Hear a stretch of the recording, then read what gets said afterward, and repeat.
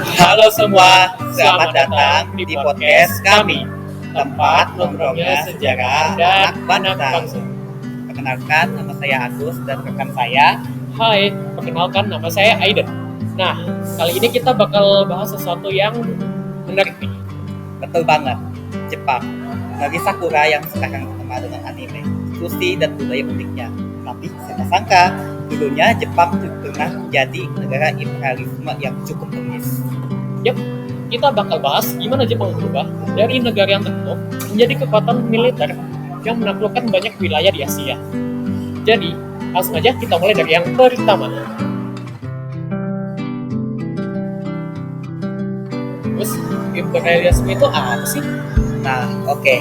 Jadi, definisi imperialisme itu cukup sederhana. Singkatnya, negara yang kuat akan menguasai atau menjajah negara lain buat kepentingan ekonomi, politik, dan militer mereka. Dulu, negara-negara barat seperti Inggris, Prancis, Belanda pada hobi nih, jajah. Terus, Jepang masuk ke kategori ini gara-gara apa? Jepang awalnya sih bukan negara imperialisme ya, tapi setelah mereka sadar kalau negara-negara Eropa dan Amerika lagi gencar-gencarnya menjajah, mereka mulai kepikiran, wah kalau kita diam doang bisa-bisa kita yang dijajah. Akhirnya mereka berusaha menjadi negara kuat dan mulai ekspansi ke wilayah lain. Wah, mentalitas daripada dijajah mending menjajah ya? Benar banget. Nah, dan sistem itu mulai muncul setelah mereka meninggalkan kebijakan tertutup mereka. Nah, ngomong-ngomong soal kebijakan tertutup, kita akan masuk ke topik kedua kita. Dan tadi kamu nyebut Jepang itu dulunya tertutup. Nah, apa maksudnya itu? Oh, nah, jadi ini yang disebut Sakoku. Jadi, dulu dari abad 17 sampai ke pertengahan abad ke-19, Jepang dibawa ke kepemimpinan Kesultanan Tokugawa. Itu benar-benar menutup diri dari dunia luar. Gak ada perdagangan sama negara lain kecuali sama Belanda di satu pelabuhan doang, yaitu di kota Nagasaki. Wah, segitunya ya? Mereka itu takut dijajah kayak negara lain. Soalnya waktu itu kolonialisme lagi naik daun kan. Nah, tapi masalahnya ketika Jepang nutup diri, negara-negara lain malah maju pesat, terutama di teknologi dan militer. Oh, jadi pas Jepang buka diri lagi, mereka kaget dong, dan dunia udah jauh lebih modern dibandingkan punya mereka. Persis. Dan dari situ dimulai deh babak baru Jepang, yaitu restorasi Meiji.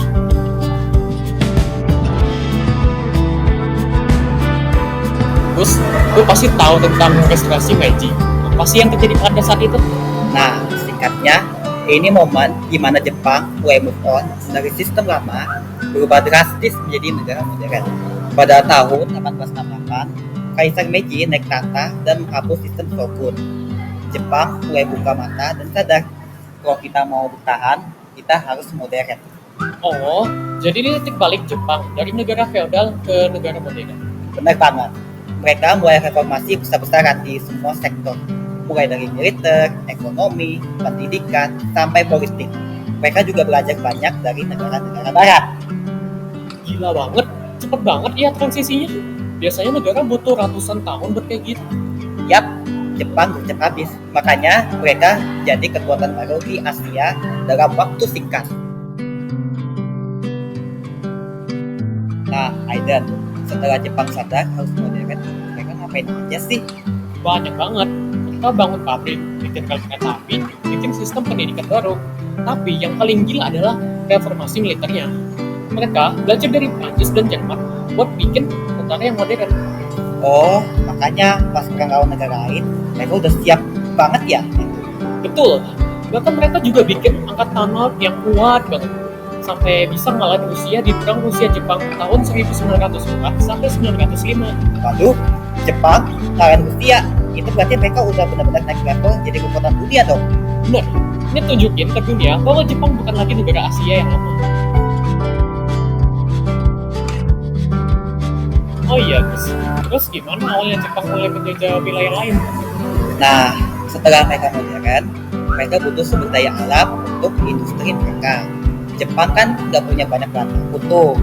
Nah, jadi mereka mulai mencari wilayah lain buat eksploitasi. Contohnya, Korea. Pada tahun 1910, Jepang resmi menjajah Korea. Terus mereka juga ekspansi ke Manchuria di Cina.